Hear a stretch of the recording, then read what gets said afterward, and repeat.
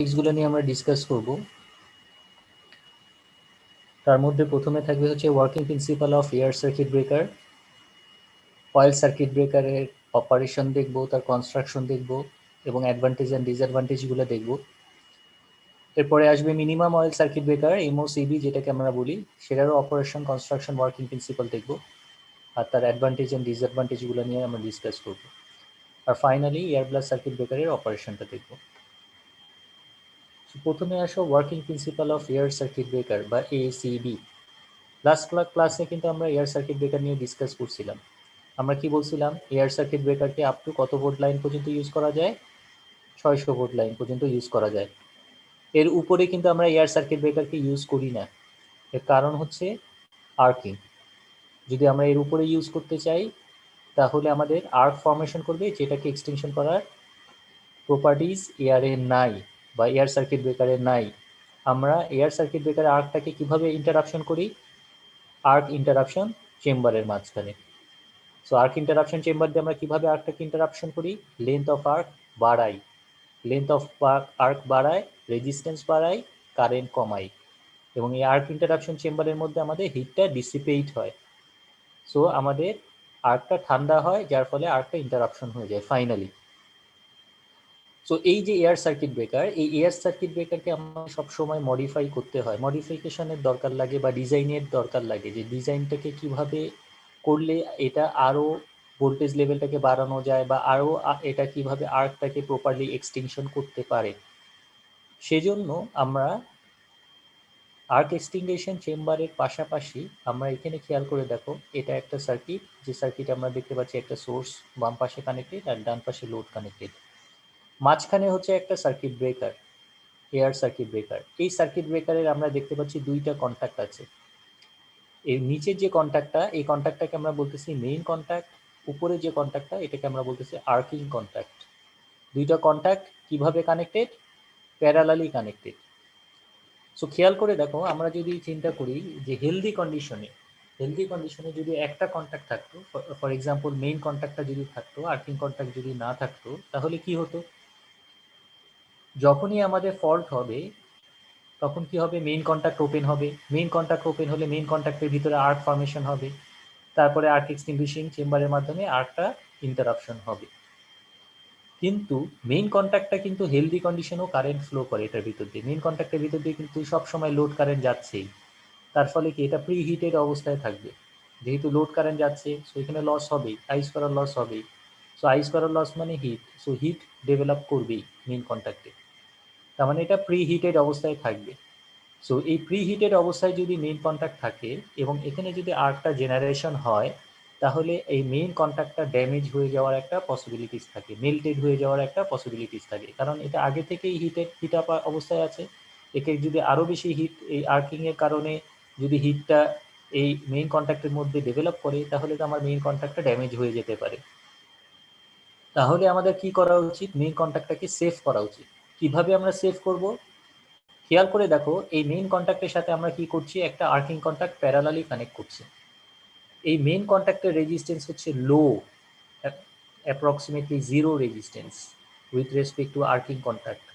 আর arcing কন্ট্যাক্টের resistance হচ্ছে high. High মানে compare to main contact, main কন্ট্যাক্টের থেকে এই রেজিস্ট্যান্সটা বেশি। সো খেয়াল করে দেখো, দুইটা কন্ট্যাক্টই যখন ক্লোজ থাকবে, কোন কন্ট্যাক্টের ভিতর দিয়ে কারেন্ট যাবে বলো? Main contact. Main contact. কেন? রেজিস্ট্যান্স কম। রেজিস্ট্যান্স কম, অ্যাপ্রক্সিমেটলি জিরো। সো যেহেতু এটা একটা শর্ট সার্কিটের মতন বিহেভ করবে মেইন কন্ট্যাক্টটা, সো সমস্ত কারেন্ট কিন্তু এদিক দিয়েই যাবে। আমাদের আর্কিং কন্ট্যাক্ট দিয়ে কিন্তু কোনো কারেন্ট যাবে না। যদি দুইটা কন্ট্যাক্টও ক্লোজ থাকে, তাহলে কিন্তু আর্কিং কন্ট্যাক্ট দিয়ে কারেন্ট যাবে না, যাবে সব মেইন কন্ট্যাক্ট দিয়ে, কারণ মেইন কন্ট্যাক্টটা হচ্ছে শর্ট সার্কিটের মতন বিহেভ করবে। সো মেইন কন্ট্যাক্টের ভিতর দিয়ে কারেন্ট যাচ্ছে, আর্কিং কন্ট্যাক্টের ভিতর দিয়ে কারেন্ট যাচ্ছে না। সো আমাদের অবজেক্টিভ হবে, যখন আমরা সার্কিট ব্রেকারটাকে ওপেন করব ডিউরিং ফল্ট কন্ডিশনে আমাদের প্রথম কাজ হবে মেইন কন্ট্যাক্টটাকে ওপেন করা। মেইন কন্ট্যাক্টকে যখনই আমরা ওপেন করে দিলাম, মেইন কন্ট্যাক্টকে ওপেন করে দিলে কারেন্টটা কোন দিকে চলে গেল? এখন আর্কিং কন্ট্যাক্ট দিয়ে চলে যাবে, কারণ মেইন কন্ট্যাক্ট যখন ওপেন হবে, খেয়াল করে দেখো, মেইন কন্ট্যাক্টটা যখন ওপেন হলো, ওপেন হলে সার্কিটটা ক্লোজ। কেন ক্লোজ? কারণ arcing contact still close. So arcing contact দিয়ে কিন্তু এখন কারেন্টটা যাওয়া শুরু করলো। আর্কিং কন্ট্যাক্ট দিয়ে যদি কারেন্ট যায়, মেইন কন্ট্যাক্টের ভিতরে কিন্তু আর্ক ফর্মেশন হবে না। কেন আর্ক ফর্মেশন হবে না? কারণ সার্কিটটা তো এখনো ক্লোজ, আর্ক তো এখনো, সার্কিটটা তো ওপেন না পুরোপুরি।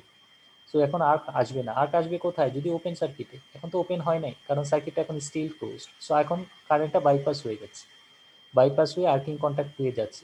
একই কারেন্ট যাবে নাকি একটু কম কারেন্ট যাবে? একটু কম কারেন্ট যাবে। একটু কম কারেন্ট যাবে, কারণ কি আর্কিং কন্ট্যাক্টের রেজিস্ট্যান্স মেইন কন্ট্যাক্টের থেকে বেশি। সো এখন কিন্তু কারেন্টের ম্যাগনিটিউডটা একটু কম হইল। এরপরে কি করব? মেইন আর্কিং কন্ট্যাক্টের ভিতর দিয়ে যেহেতু কখনোই কোনো কারেন্ট যাচ্ছিল না, তার মানে এটা সবসময় কুল ডাউন অবস্থাতেই থাকবে, ঠান্ডা অবস্থাতেই থাকবে। সো এরপরের কাজ কি? আমাদের আর্কিং কন্ট্যাক্টটাকে ওপেন করা। আর্কিং কন্ট্যাক্টটাকে যেই আমরা ওপেন করলাম, সাথে সাথে এখানে কিন্তু আর্ক বিল্ড আপ করলো। যেহেতু আর্কের টেম্পারেচার অনেক হাই, সো এই আর্কের টেম্পারেচারটা এখন কিন্তু আর্কিং কন্ট্যাক্টের মধ্যে ডিসিপেট হবে, এবং এর চারপাশে কি থাকবে? আর্ক এক্সটিংগুইশিং চেম্বার থাকবে। আমরা জানি এর মেইন আর্কিং কন্ট্যাক্টের চারপাশে থাকবে আর্ক এক্সটিংগুইশিং চেম্বার। সো এই আর্ক এক্সটিংগুইশিং চেম্বারের কাজটা কি ছিল? ভিতরে কিছু মেটাল প্লেট ছিল এবং চারপাশে ইনসুলেশন ছিল। সো যখন আমাদের মুভিং কন্ট্যাক্টটা দূরে সরে যাবে, তখন এই মাথায় আমাদের হাই পোটেনশিয়াল, কারণ এখানে আসতেছে সোর্স, আর এই মাথায় জিরো পোটেনশিয়াল, কারণ এটা লাইন টু গ্রাউন্ড ফল্ট, তার মানে এখানে পোটেনশিয়াল জিরো। সো এখানে হাই পোটেনশিয়ালের ডিফারেন্সের কারণে এখানে একটা ইলেকট্রিক ফিল্ড ক্রিয়েট হবে। এই ইলেকট্রিক ফিল্ডের কারণে আমাদের কি হবে? আমাদের এই যে মেটাল প্লেটগুলো তখন ম্যাগনেটাইজড হয়ে যাবে। ম্যাগনেটাইজড হয়ে গেলে সে কি করবে? এই যে আর্কটা যে প্রডিউস হলো এই মুভিং কন্ট্যাক্ট এবং ফিক্সড কন্ট্যাক্টের মাঝখানে, সে আর্কটাকে নিজের দিকে অ্যাট্রাক্ট করবে, যার ফলে লেন্থ অফ আর্ক এই খাঁজে খাঁজে ঢুকে যাচ্ছে এবং স্প্লিট হয়ে যাচ্ছে। স্প্লিট মানে হচ্ছে ভাগ হয়ে যাচ্ছে। ভাগ মানে কি? যত ভাগ তত কিন্তু কারেন্টটা রিডিউস হয়ে যাচ্ছে, কারেন্টটা কমে যাবে।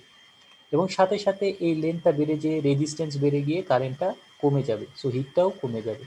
সাথে সাথে কি হবে? এই যে হিটটা যেটা ডেভেলপ করলো সেটা কি হবে? আর্ক এক্সটিংগুইশিং চেম্বার এর মাধ্যমে ডিসিপেট হবে, যার ফলে আমাদের এই মুভিং কন্ট্যাক্টের মানে ফিক্সড কন্ট্যাক্টের মাঝখানে আর্কটা নিভে যাবে।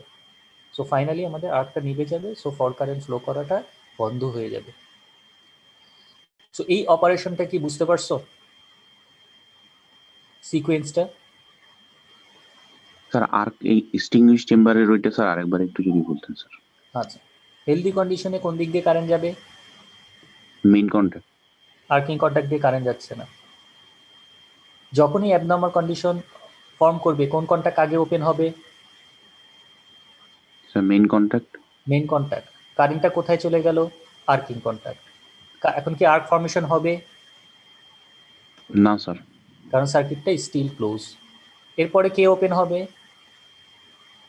Arc contact. তার মানে কি? এখন আর্ক ডেভেলপ করলো। এখন মুভিং কন্ট্যাক্টটা যত দূরে সরে যাবে আর্কের লেন্থটা তত বাড়বে।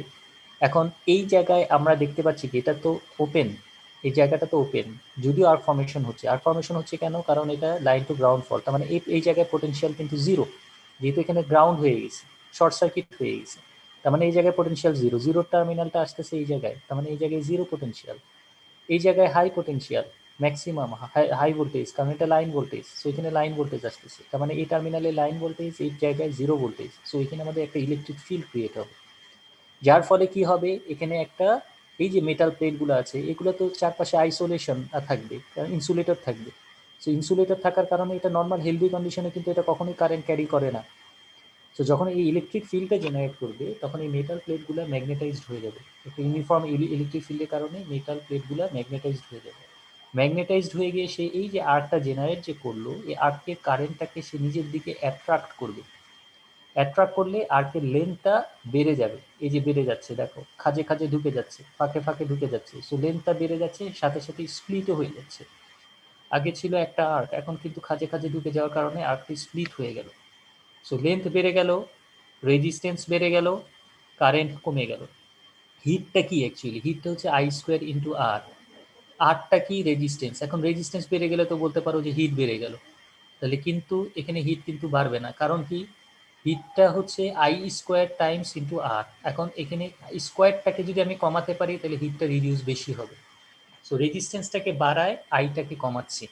আইটাকে কমায়, যেহেতু আইটা স্কোয়ার টাইমস হারে বাড়ছে, সেজন্য আমরা হিটটাকে কমানোর দরকার। হিটটাকে কমানোর একটাই ওয়ে, রেজিস্ট্যান্সটাকে বাড়ানো। রেজিস্ট্যান্সটাকে বাড়ালে কারেন্টটা কমবে, কারেন্টটা কমলে হিটটা কমে যাবে। আর হিটটা ডিসিপেট হবে কোথায়? এই মেটাল প্লেটের মাঝখানে। কেন? কারণ হিট সবসময় ট্রান্সফার হয় high temperature area to low temperature এরিয়ার দিকে। তার মানে আমাদের এই যে মুভিং কন্ট্যাক্ট আর ফিক্সড কন্ট্যাক্টের মাঝখানে যে এই ওভারহিটটা জেনারেট করলো, সেটা এখন ট্রান্সফার হবে এই মেটাল প্লেটের মাঝখানে। সো এই মেটাল প্লেটগুলো হিটটাকে অ্যাবজর্ব করে নেবে। সো আমাদের এই কন্ট্যাক্ট পয়েন্টগুলো ঠান্ডা থাকবে। সো আমাদের মুভিং কন্ট্যাক্টটাও সেফ থাকবে।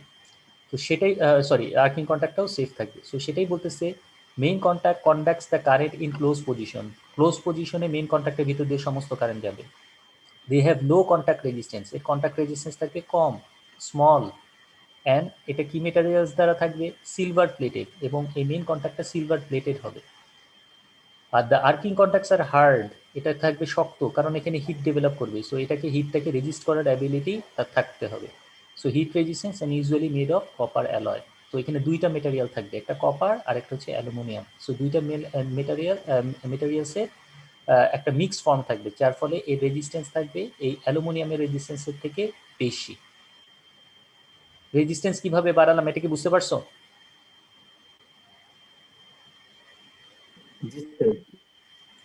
এটার মধ্যে রেজিস্ট্যান্স কার থাকবে শুধু? এখানে রেজিস্ট্যান্স কার? স্যার যে আর্ক কন্ট্রাক্টর স্যার। মেইন কন্ট্যাক্টে রেজিস্ট্যান্সের মধ্যে রেজিস্ট্যান্স হিসেবে কি আসতেছে? এখানে কি ইউজ করতেছি, কি মেটেরিয়াল ইউজ করতেছি? যে বললাম মেইন কন্ট্যাক্ট কনস্ট্রাক্ট, আচ্ছা এখানে কি বলতেছি, they have low contact resistance and are silver plated. এই মেইন কন্ট্যাক্টটা কি দ্বারা, কি প্লেটেড থাকবে? সিলভার। Silver plated. আর এই কন্ট্যাক্টটা কি কি মেটেরিয়ালসে থাকবে? Hard. Copper plus alloy, copper alloy mix করা থাকবে, ঠিক আছে? অ্যালুমিনিয়াম আর কপার মিক্স করা থাকবে। তার মানে এটার যে রেজিস্ট্যান্স, এটা রেজিস্ট্যান্স কম, তুলনায় বেশি থাকবে। কারণ কি, আমাদের জানি কি প্রত্যেকটা মেটেরিয়ালসের কিন্তু আলাদা আলাদা রেজিস্ট্যান্স আছে। সিলভারের রেজিস্ট্যান্স একরকম, কপারের রেজিস্ট্যান্স একরকম, অ্যালুমিনিয়ামের রেজিস্ট্যান্স একরকম। তার মানে এখানে একটা অ্যালয় ইউজ করা হচ্ছে, যে অ্যালয়টা কি করতেছে, যে এখানে দুইটা মেটেরিয়াল ইউজ করা হচ্ছে, যার ফলে তার রেজিস্ট্যান্সটা কার থেকে বেশি? এই সিলভার প্লেটের থেকে বেশি। সো তার মানে হেলদি কন্ডিশনে এটার ভিতর দিয়ে কোনো কারেন্ট যাবে না, যেহেতু এটা রেজিস্ট্যান্স বেশি, সেটাই বলতেছি। The arcing contacts are hard, heat resistance and usually made of copper alloy. যখন ওপেন হবে মেইন কন্ট্যাক্টটা আগে ওপেন হবে, so dislodge first main contact. তারপরে কি হবে, কারেন্টটা আর্কিং কন্ট্যাক্টের ভিতর দিয়ে পাস করবে। মেইন কন্ট্যাক্ট থেকে যদি চলে যায় তাহলে আর্কিং কন্ট্যাক্টের ভিতর দিয়ে পাস করবে। এই যে আর্কিং কন্ট্যাক্টের ভিতর দিয়ে পাস করছে, তারপরে কি হবে, আর্কিং কন্ট্যাক্টটা dislodge later and arc is drawn between them. So এখানে আমাদের আর্কিং কন্ট্যাক্টের ভিতরে আর্ক ফর্মেশন হচ্ছে। আর যখন আর্ক ফর্মেশন হবে তখন এটা ইলেকট্রোম্যাগনেটিক ফোর্সের কারণে আমাদের কি হবে, এই যে আর্কিং কারেন্টটা এই যে আর্ক এক্সটিংগুইশন চেম্বারের খাঁজে খাঁজে ঢুকে যাবে, যার ফলে আর্কটা প্রপারলি এক্সটিংশন হবে। এই যে জিনিসটা, এটা কিন্তু ইনস্ট্যান্ট হবে, ইনস্ট্যান্ট হবে। ফার্স্ট কাজ হচ্ছে মেইন কন্ট্যাক্ট ওপেন করা, তারপরের কাজ হচ্ছে আর্কিং কন্ট্যাক্ট ওপেন করা, একই সাথে হবে। মেইন কন্ট্যাক্ট ওপেন হওয়ার সাথে সাথেই আর্কিং কন্ট্যাক্টটা ওপেন হবে, কারণ কি মেইন কন্ট্যাক্টটা ওপেন হলে হওয়ার পরে আমাদের এই যে কারেন্টটা, এই কারেন্টটাকে ডাইভার্ট করতে হবে। ডাইভার্ট করতে হবে কোন পাথ দিয়ে? এই আর্কিং কন্ট্যাক্টের ভিতর দিয়ে ডাইভার্ট করতে হবে, যার ফলে এখানে আর্কটা ফর্মেশন হয়, এই জায়গায় না। সো মেইন কন্ট্যাক্টটাকে আগে ওপেন করলাম, কারেন্টটা এই পাশে চলে গেল, এখন এখানে যদি ওপেন করি তাহলে এখানে আর্ক ফর্ম হবে। মেইন কন্ট্যাক্টটা তার মানে কিন্তু সেফ থাকে। বোঝা গেছে? জি স্যার। কারো কোনো কনফিউশন? স্যার বলো। স্যার এই জিনিসটা যেহেতু ইনস্ট্যান্টলি হচ্ছে, মেন কন্ট্যাক্ট ওই টাইমে হিটেড থাকবে না? তো মেইন কন্ট্যাক্ট স্যার হিটেড থাকবে। হ্যাঁ, মেন কন্ট্যাক্ট যে এতক্ষণ যে ইলেকট্রিসিটি ক্যারি করতেছিল, তো ওটার কারণে এটা যে হিটেড আছে, তো ওখানে মানে আর্ক ডেভেলপ হওয়ার একটা চান্স আছে না? আমরা ওখানে উপরে তো না। কেন আর্ক আর্ক ডেভেলপ করার চান্স নাই চেম্বার। বলো? মেইন কন্ট্যাক্ট যখন ওপেন হলো তখন কি আর্কিং কন্ট্যাক্ট কি ক্লোজ না ওপেন? আচ্ছা আচ্ছা, হ্যাঁ স্যার, ক্লোজ। ক্লোজ। তার মানে স্যার কিন্তু কারেন্টটাকে কিন্তু আমরা বাইপাস করলাম, এই জন্যই আমাদের আর্কিং কন্ট্যাক্টটাকে মেইন কন্ট্যাক্ট ওপেনের সময় ক্লোজ থাকতে হবে, বুঝতে পারছো? ইনস্ট্যান্টলি হচ্ছে জিনিসটা, এটা টাইম পিরিয়ডটা ইনস্ট্যান্টলি তাহলে মানে কতক্ষণ? ইনস্ট্যান্টলি বলতে এটা কিন্তু এখন আমাদের যে স্পিড, এই আর্ক ইন্টারাপশন টাইমটা, এটা যদি তুমি টাইমে হিসাব করো তাহলে 1 2 3 সাইকেলের মধ্যেই কিন্তু আর্ক ইন্টারাপশন কমপ্লিট হয়ে যায়। কিন্তু সিকোয়েন্সটা তোমার বুঝতে হবে। কে আগে ওপেন হবে কে আগে ক্লোজ হবে, একটার পর পর, ঠিক আছে? এমন না যে দুইটা একই সাথে না, সাইমালটেনিয়াসলি না, একটার পর আরেকটা। সো মেইন কন্টাক্ট আগে ওপেন, তারপরে আর্কিং কন্টাক্ট, জাস্ট এই কারেন্টটাকে শিফট করার জন্য। স্যার তাহলে ওই মিলি সেকেন্ডের ডিলেটাতেই মানে হ্যাঁ আর্টটা শিফট করতেছে। হ্যাঁ হ্যাঁ হ্যাঁ, রাইট। আচ্ছা, থ্যাংক ইউ স্যার। আচ্ছা, এই গেল হচ্ছে কি আমাদের অপারেশন। এটা কেন ইউজ করা হয়? কারণ হচ্ছে আমাদের মেইন কন্ট্যাক্টটাকে সেফ রাখতে হবে। কারণ মেইন কন্ট্যাক্টটাকে আমাদের সেফ রাখা দরকার, কারণ কারণ আমি এটাকে আমার তো রিইউজ করতে হবে, আমার তো আবার এটাকে ইউজ করতে হবে। এখন মেইন কন্ট্যাক্ট যদি আমার মেল্টেড হয়ে যায়, তাহলে তো আমি আমার সার্কিট ব্রেকারকে রিক্লোজ করতে পারবো না। তো এই জন্য এটা হচ্ছে ইমপ্রুভমেন্ট, ঠিক আছে? আমরা আর্কিং কন্ট্যাক্টটাকে সেপারেট একটা কন্ট্যাক্ট হিসেবে রাখলাম। আচ্ছা, এরপরে আসো অয়েল সার্কিট ব্রেকার, ওসিবি যেটাকে আমরা বললাম, অয়েল সার্কিট ব্রেকার। আমরা কি বলতেছিলাম, এয়ার সার্কিট ব্রেকারকে আপ টু 600 ভোল্ট লাইন পর্যন্ত ইউজ করা যাইতে পারে, কিন্তু অয়েল সার্কিট ব্রেকারকে তারও বেশি। তার মানে কি, আমাদের এয়ার সার্কিট ব্রেকারের প্রবলেম কি ছিল? প্রবলেম ছিল এয়ারটা আয়োনাইজড হয়ে যেত। এখন এই যে আয়োনাইজড হয়ে যাচ্ছে যে এয়ারটা, এর পরিবর্তে অর্থাৎ এয়ারের পরিবর্তে আমি যদি এমন কোনো মেটেরিয়ালস ইউজ করতে পারি যার ডাই ইলেকট্রিক মানে হচ্ছে তার ইনসুলেশন লেভেল কাঠ থেকে বেশি, এয়ারের থেকে বেশি, তাহলে কি আমরা এটাকে আরও হাই ভোল্টেজ লাইনে ইউজ করতে পারবো। আমাদের মেইন অবজেক্টিভ হচ্ছে সেটা। তার মানে আমাদের এই যে আর্কটাকে তো প্রিভেন্ট করতে হবে। সো প্রিভেন্ট করার জন্য আমাদের কি করতে হবে, ইনসুলেশন লেভেল বাড়াতে হবে। তার মানে ইনসুলেশন হিসাবে আমাকে এমন কোনো মিডিয়াম ইউজ করতে হবে যার ইনসুলেশন লেভেল এয়ারের থেকে বেশি। সো এই জন্য আমরা যে সার্কিট ব্রেকারটা পরে নিয়ে আসলাম সেটা হচ্ছে অয়েল সার্কিট ব্রেকার বা ওসিবি। এটা হচ্ছে আমাদের সেই অয়েল সার্কিট ব্রেকার। এই অয়েল সার্কিট ব্রেকারের ভিতরে কি থাকবে, মুভিং কন্ট্যাক্ট থাকবে, ফিক্সড কন্ট্যাক্ট থাকবে। আর এই মুভিং কন্ট্যাক্ট এবং ফিক্সড কন্ট্যাক্টের মাঝখানে যে মিডিয়ামটা থাকবে সেটা হচ্ছে অয়েল। তার মানে এটা অয়েল দ্বারা মার্জ করা থাকবে। এটা কি অয়েল? ইনসুলেশন অয়েল বা ডাইইলেকট্রিক অয়েল, অর্থাৎ যে অয়েল ইলেকট্রিসিটি কন্ডাক্ট করে না। আচ্ছা, খেয়াল করে দেখো, তার মানে আমাদের সার্কিটটা যখন ক্লোজ, আমরা কি বলছিলাম যে oil circuit breaker up to কত কেবি লাইন পর্যন্ত ইউজ করা যায়? 12 কেবি, মানে 12,000 ভোল্ট লাইন পর্যন্ত কিন্তু এটাকে আমরা ইউজ করতে পারি, এর উপরে কিন্তু আবার ইউজ করা যাবে না। এর কারণ কি, প্রত্যেকটা জিনিসেরই কিন্তু একটা ইনসুলেশন লেভেল থাকে। যেমন এয়ারের ইনসুলেশন আমরা আপ টু 600 ভোল্ট পর্যন্ত ইউজ করতে পারি, এর উপরে ইউজ করতে পারি না। এখন আমরা যদি অয়েল সার্কিট ব্রেকার ইউজ করি, এটা 12 কেবি পর্যন্ত ইনসুলেশন প্রোভাইড করবে। এর উপরে যদি আমি এই সার্কিট ব্রেকারটাকে ইউজ করতে যাই, তাহলে কিন্তু তার ইনসুলেশন খারাপ হয়ে যাবে, অর্থাৎ এটা তখন আর প্রপার ইনসুলেশন দিতে পারবে না, যার ফলে আর্টটা বিল্ড আপ করতেই থাকবে। সো এই জন্য এটাকে আমরা 12 কেবি লাইন পর্যন্ত ইউজ করতে পারি। সো আমরা একটু খেয়াল করে দেখি আমাদের এখানে কি কি এই কম্পোনেন্ট আছে, কনস্ট্রাকশনটা একটু ভালো করে দেখি। এইটা হচ্ছে এই যে আই এর মতো যেটা দেখতেছো, দুই পাশে দুইটা আই, এই আইটা হচ্ছে গিয়ে আমাদের ফিক্সড কন্ট্যাক্ট, অর্থাৎ এটা ফিক্সড অবস্থায় থাকবে। আর এই উল্টা টি যেটা দেখতেছো, এটা হচ্ছে কি আমাদের মুভিং কন্ট্যাক্ট। সো এই মুভিং কন্ট্যাক্টটা ওপেন বা ক্লোজ হবে, এটা মুভ করবে নিচের দিকে অথবা উপরের দিকে। এখানে যে একটা পিস্টন দেখতে পাচ্ছ, এই এই পিস্টনটা উপরে বা নিচে মুভ করবে, এটা উপরে বা নিচে মুভ করবে। উপরের দিকে মুভ করলে কন্ট্যাক্টটা কি হবে বলো? ক্লোজ। ক্লোজ হবে। নিচের দিকে মুভ করলে এটা ওপেন হয়ে গেল, তাই না? সো এই যে মুভমেন্টটা করার জন্য আমাদের এই যে শ্যাফটটা দেখতেছো, এই শ্যাফটের সাথে মোটর থাকবে, স্প্রিং থাকবে কানেক্টেড। এটা তোমাদের ল্যাবের মধ্যে ভিডিওতে ডেমনস্ট্রেশন করে দেখানো হয়েছে, সেটা একটু দেখে নিবা। এখানে আমাদের কিভাবে ক্লোজ বা ওপেন হচ্ছে সেটা আমরা দেখাচ্ছি না, আমরা এখানে এটার অপারেশনটা দেখাচ্ছি। ওপেন বা ক্লোজ হওয়ার জন্য এটা ল্যাবে তোমরা একটু ভিডিওটা ভালো করে দেখে নিবে যে কীভাবে এটাকে ওপেন বা ক্লোজ করা হচ্ছে, মুভিং কন্ট্যাক্টটাকে কীভাবে শিফট করা হচ্ছে। সো এই যে মুভিং কন্ট্যাক্টটা যখন এটা ওপেন হবে, ওপেন হচ্ছে কোথায়, কিসের মাঝখানে, কিসের মাঝখানে ওপেন হচ্ছে? Sir oil. অয়েলের মাঝখানে। সো যখন ওপেন হবে, এটা ফার্স্টে আমরা দেখে নিই যে সার্কিটটা কীভাবে ক্লোজ। এটা এখন সার্কিটটা ক্লোজ, কীভাবে ক্লোজ বুঝতে পারতেছি। এই দেখো খেয়াল করে, এটা হচ্ছে গিয়ে আমাদের, এটা হচ্ছে ইনপুট লাইন, ঠিক আছে? সো ইনপুট আসলো, তারপরে ফিক্সড কন্ট্যাক্ট দিয়ে গেল কারেন্ট গিয়ে, তারপরে আমাদের মুভিং কন্ট্যাক্টে গেল, মুভিং কন্ট্যাক্ট থেকে আবার ফিক্সড কন্ট্যাক্টে গেল, গিয়ে আমাদের এটা হচ্ছে গিয়ে আউটপুট টার্মিনাল। তার মানে ইনপুট এসে ঢুকলো, ফিক্সড কন্ট্যাক্ট হয়ে মুভিং কন্ট্যাক্ট হয়ে আবার ফিক্সড কন্ট্যাক্ট হয়ে আউটপুটে চলে গেল। এটা হচ্ছে গিয়ে কারেন্ট ফ্লোয়িং এর direction during on condition. So এই অন যখন অবস্থা, তখন তার অবস্থা এটা। কিন্তু যখন এটাকে অফ যখন হবে বা ওপেন যখন হবে, তখন খেয়াল করে দেখো তো কয়টা জায়গায় তার ব্রেক পয়েন্ট, কয়টা জায়গায় ব্রেক হচ্ছে, কয়টা জায়গায়? একটা জায়গায় না দুইটা জায়গায়?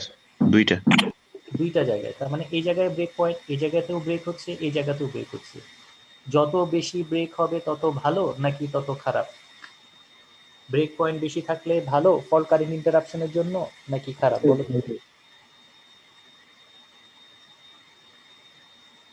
ব্রেক স্যার ব্রেক পয়েন্ট বেশি থাকলে ভালো স্যার। বেশি থাকলে ভালো। কেন ভালো? কারণ এখানে আমাদের কি হচ্ছে, দুইটা জায়গায় আর্ক ফর্ম করবে, তাই না? একটা ব্রেক পয়েন্ট থাকলে কয়টা জায়গায় ফর্ম করতো? একটা জায়গায়। এখন কয়টা জায়গায় ফর্ম করবে? দুইটা জায়গায়। দুইটা জায়গায় যদি ফর্ম করে তাহলে লেন্থটা কি একটা থাকবে না ডবল হবে? ডবল হয়ে যাবে স্যার। লেন্থ যদি ডবল হয় এটা রেজিস্ট্যান্সের সাথে ডিরেক্টলি প্রপোর্শনাল, তাহলে রেজিস্ট্যান্সও কি হয়ে যাবে? ডবল হয়ে যাবে। আর রেজিস্ট্যান্স ডবল হয়ে গেলে কারেন্ট অর্ধেক হয়ে যাবে। তার মানে আমাদের ব্রেক পয়েন্ট যত থাকবে তত কিন্তু ভালো ওপেনের সময়। তো এখানে আমাদের কয়টা ব্রেক পয়েন্ট রাখা হয়েছে? এই জন্য দুইটা ব্রেক পয়েন্ট রাখা হয়েছে। তো যখন এটা কি বুঝতে পারছো কনসেপ্টটা? জি স্যার। জি স্যার। আচ্ছা, এখন কি হবে, এই জায়গায় আর্ক ফর্মেশন করবে, যেহেতু এটা কন্ট্যাক্টটা ওপেন হয়ে গেছে, এখন এখানে আর্ক ফর্মেশন হবে। ঠিক আছে, যখন এখানে লাইন টু গ্রাউন্ড ফল্ট হবে, তার মানে একটা টার্মিনালে লাইন ভোল্টেজ আসবে আর একটা টার্মিনালে গ্রাউন্ড, সো এখানে আর্ক ফর্মেশন হবে। তো দেখো এখানে আর্ক কিন্তু জেনারেট করলো। আর্কটা জেনারেট করতেছে কোথায়? ডাইইলেকট্রিক অয়েলের মাঝখানে। ঠিক আছে, অয়েলের মাঝখানে, তার মানে অয়েলটা কি হয়ে যাবে? ডিকম্পোজ হয়ে যাবে, এটা পুড়ে যাবে। পুড়ে গিয়ে কি জেনারেট করবে? গ্যাস। অয়েল যদি ডিকম্পোজ হয়ে যায় তখন গ্যাস জেনারেট করে, যেটাকে আমরা বলি হাইড্রোজেন গ্যাস, এবং কার্বন জেনারেট করে। সো তার মানে এটার মধ্যে এটা ডিকম্পোজ হয়ে দুইটা জিনিস তৈরি করবে, একটা হচ্ছে হাইড্রোজেন গ্যাস আর একটা হচ্ছে কার্বন। সো এই যে হাইড্রোজেন গ্যাস যে জেনারেট করবে, এই যে দেখো এখানে বাবুল আকারে দেখাচ্ছি যে হাইড্রোজেন গ্যাস জেনারেট করছে, এই হাইড্রোজেন গ্যাসটা কিন্তু কুলিং এর কাজ করে। কুলিং এর কাজ করে, সো কুলিং এর কিন্তু আমাদের দরকার, আর্কটাকে কুল ডাউন করা দরকার যাতে করে আর্কটা নিভে যায়। সো এই হাইড্রোজেন গ্যাসটা কুলিং এর কাজ করে, এবং যত বেশি আর্ক ফর্ম করবে তত বেশি হাইড্রোজেন অয়েলটা ডিকম্পোজটা তত বেশি হবে। আর যত বেশি এখানে গ্যাস জেনারেট করবে তত এখানে গ্যাসের প্রেশারটা বৃদ্ধি পাবে। গ্যাসের প্রেশার যদি ইনক্রিজ করে তাহলে আর্কটাকে জেনারেট করতে সে বাধা দিবে, তার ফলে আর্কটা এক্সটিংশন হয়ে যাবে। এখন দেখো এখানে আর্ক নাই, সেখানে হাইড্রোজেন গ্যাস, এবং সাথে সাথে কার্বন এটার সাথে জমা হবে। সো এই যে গ্যাসটা, এই গ্যাসটা তো এখানে যখন জেনারেট করলো কখন? যখন আর্ক ফর্মেশন হলো। তো তার মানে কি হবে, এই যে ট্যাঙ্কটা দেখতেছো, এই ট্যাঙ্কের মধ্যে কি গ্যাসের প্রেশারটা বৃদ্ধি পাবে। সো গ্যাসের প্রেশার যদি ইনক্রিজ হয় গ্যাসটাকে তো রিলিজ করতে হবে। সো গ্যাসটাকে রিলিজ করার জন্য আমাদের এখানে একটা ভেন্ট থাকবে, এই উপরের চেম্বারে একটা ভেন্ট থাকবে, গ্যাস ভেন্ট বলে। যেমন তোমরা প্রেশার কুকারে দেখছো, প্রেশার কুকারে কি হয়, যখন প্রেশার বেড়ে যায় তখন একটা সিটি থাকে, যে সিটির মাধ্যমে আমাদের প্রেশারটা রিলিজ হয়ে যায়। সো সেরকম এখানে একটা গ্যাস ভেন্ট থাকবে, সেই গ্যাস ভেন্টের মাধ্যমে এই প্রেশারটা রিলিজ হয়ে যাবে। সো এইভাবে আমাদের এই অয়েল সার্কিট ব্রেকারের মধ্যে আর্কটা ইন্টারাপশন হয়। তার মানে আমাদের এই যে ইন্টারাপশন পয়েন্ট এখানে দেখতে পাচ্ছি, এটা কিন্তু একটা ফেজ। এই যে ট্যাঙ্ক, এই ট্যাঙ্কের ভিতরে অয়েল দ্বারা যে মুভিং কন্ট্যাক্ট এবং ফিক্স কন্ট্যাক্ট মার্চ করা আছে, এটা কিন্তু একটা ফেজ দেখাচ্ছে, অর্থাৎ এটা হচ্ছে আর ফেজ। ধরো এই আর ফেজের ইন্টারাপশন পয়েন্ট এটা, এরকম কয়টা ফেজ থাকবে? আরো দুইটা স্যার। আরো দুইটা, আর ওয়াই বি, সো তিনটা ফেজ থাকবে। সো এই একটা ট্যাঙ্কের ভিতরে তার মানে আমাদের কয়টা ফেজ অয়েল দ্বারা মার্চ করা থাকবে? তিনটা ফেজ। ঠিক আছে, সো এই একটা ট্যাঙ্কের ভিতরে তিনটা ফেজ থাকবে, R phase, Y phase, B phase, তিনটা ফেজ থাকবে। এখানে একটা ফেজে ক্রস সেকশন দেখানো হয়েছে। সো যদি একটা ফেজে ফল্ট হয়, ধরলাম আর ফেজে ফল্ট হয়েছে, তাহলে আর্ক জেনারেট করবে কয়টা ফেজে? একটা ফেজে না তিনটা ফেজে? তিনটা ফ্রিজে হবে স্যার। যে ফেজে ফল্ট হয়েছে শুধুমাত্র সেই ফেজে। কিন্তু যদি আর্কটা আর ফেজে জেনারেট করে তাহলে কি হবে, এই যে অয়েলের টেম্পারেচার এটা কি বিল্ড আপ করবে না? অয়েলের টেম্পারেচার যদি বিল্ড আপ করে তাহলে কি হবে, তার ইনসুলেশন লেভেলটা কমে যাবে। এখন ইনসুলেশন কি একটা একটা ফেজে কমবে নাকি সমস্ত ফেজে কমবে? সবগুলা ফেজে কমে যাবে স্যার। সবগুলাতেই কমবে। কেন? কারণ এই যে অয়েলটা, এই অয়েলটা এই পুরো ট্যাঙ্কের ভিতরে যে অয়েলটা আছে এটার মধ্যে তিনটা ইন্টারাপশন পয়েন্ট, তিনটা ফেজ কানেক্টেড। তার মানে তিনটা ফেজ যদি কানেক্টেড হয়, একটা ফেজে ফল্ট হলে এটার এফেক্ট কিন্তু বাকি দুইটা ফেজেও পড়বে। কারণ এক জায়গায় যদি হিট আপ হয় তাহলে সে টেম্পারেচারটা কিন্তু চারপাশে ছড়ায় যাবে। সো বাকি দুইটার ইনসুলেশন কিন্তু নষ্ট হয়ে যাবে। সো এই জন্য আমরা এই অয়েল সার্কিট ব্রেকারকে আপ টু 12 কেভি লাইন পর্যন্ত ইউজ করতে পারি, এর উপরে আমরা এটাকে ইউজ করতে পারি না। যার এর মেইন কারণ হচ্ছে এই একটা ফেজে ফল্ট হলে এর এফেক্টটা বাকি দুটো ফেজেও পড়বে। এ পর্যন্ত কারো কোনো কনফিউশন আছে কিনা দেখো। স্যার তিনটা ফেজের জন্য আলাদা চেম্বার কি ইউজ হ্যাঁ। করা যায় না? তিনটা ফেজের জন্য আলাদা চেম্বারের জন্য এই অয়েলের পরে এই মডিফিকেশনগুলো, সেটাই আমি বলতেছি যে কীভাবে মডিফিকেশনগুলো করা হয়েছে সেটা তোমরা দেখবে, ডেভেলপমেন্টগুলো কীভাবে করা হয়েছে। আচ্ছা স্যার। অয়েল সার্কিট ব্রেকারে দেখলাম আমাদের 3টে ইন্টারাপশন পয়েন্টের জন্য এই প্রবলেমটা হচ্ছে। সো এই পর্যন্ত কারো কোনো প্রবলেম আছে কিনা দেখো। স্যার একটা কোশ্চেন ছিল স্যার। হ্যাঁ বলো। স্যার এয়ার এর জন্য 600, তারপরে এই যে অয়েলের জন্য 1200, এই জিনিসটা স্যার 12,000 কিভাবে ইয়া করে 12,000, 12,000 এটা স্যার 12,000 কিভাবে স্যার ইয়া হয়েছে? আমাদেরকে মিডিয়াম ইনসুলেশন, মিডিয়াম প্রত্যেকটা মেটেরিয়ালসের একটা আলাদা ইনসুলেশন স্ট্রেংথ থাকে। এয়ারের একটা নির্দিষ্ট ইনসুলেশন স্ট্রেংথ আছে। আমরা এটাকে চেক করার উপায় আছে। কিভাবে চেক করতে পারি? আমরা তার মনে করো একটা এয়ার বক্স নিলাম, এয়ার বক্সের দুই প্রান্তে দুটো ইলেকট্রোড বসালাম, একটা হচ্ছে অ্যানোড আর একটা ক্যাথোড টার্মিনাল। বক্স নিয়ে বক্সের ভিতরে এয়ার, তারপরে আমরা কি করলাম, এখানে একটা ভোল্টেজ অ্যাপ্লাই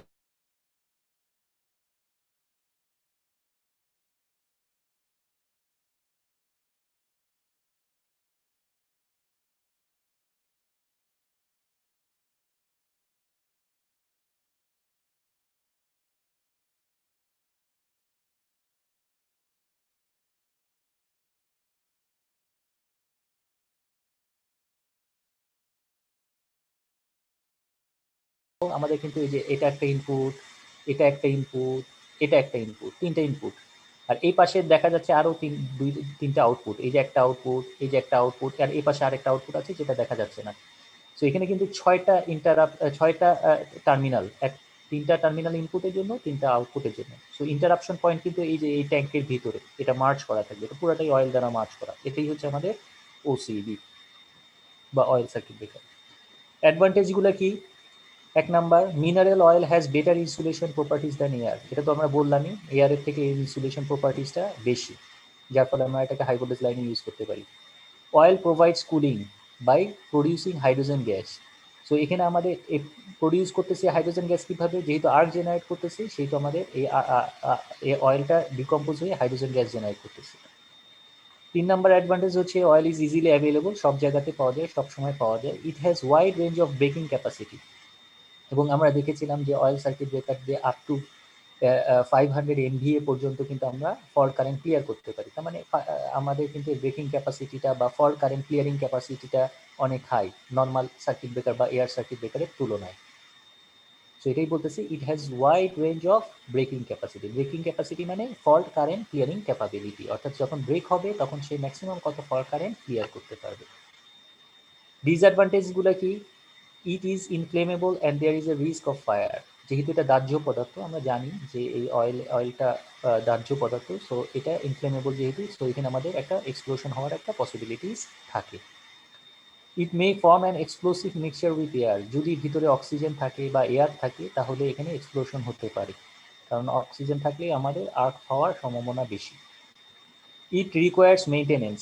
মেনটেনেন্স কেন রিকোয়ার সেটা তো বুঝতেই পারতেছো, কারণ অয়েলটা ডিকম্পোজ হয়ে যাচ্ছে, গ্যাস হয়ে যাচ্ছে, তার মানে অয়েল লেভেল কমে যাবে। অয়েল লেভেল যদি কমে যায় তাহলে অয়েলটাকে তো আবার রিফিল করতে হবে।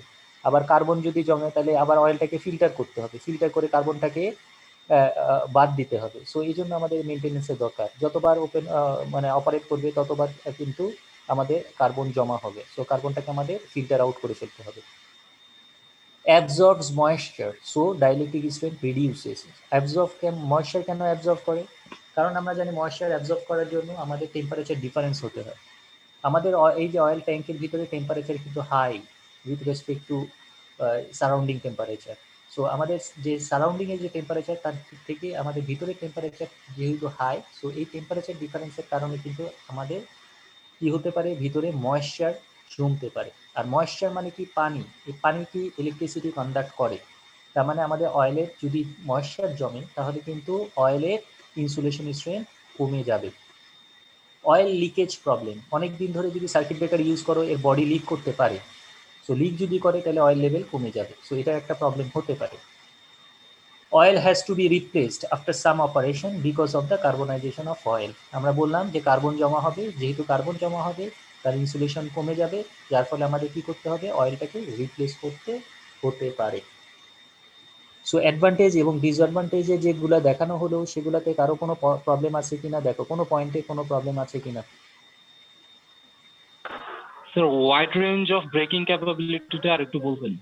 Wide range of breaking capability মানে এখানে আমরা লাস্ট ক্লাসে আমরা বলেছিলাম যে এটা আপ টু 500 MVA। 500 MVA মানে 500 ইন্টু 10⁶ VA পর্যন্ত এর ক্যাপাসিটি। তার মানে এটাকে যদি 12 kV অর্থাৎ এটা ভোল্টেজ রেটিং দিয়ে যদি ভাগ দাও, √3 দিয়ে যদি ভাগ দাও, তাহলে কি পাবা, তার fault current clearing capability. So এই যে ফল্ট কারেন্ট, ম্যাক্সিমাম কত ফল্ট কারেন্ট সে ক্লিয়ার করতে পারতেছে সেটাই হচ্ছে তার ব্রেকিং ক্যাপাবিলিটি, ব্রেক করতে পারতেছে। তো যেহেতু এটা এখানে ইনসুলেশন হিসেবে আমরা অয়েল ইউজ করতেছি, সো এয়ারের থেকে তার ব্রেকিং ক্যাপাবিলিটিটা অনেক হাই।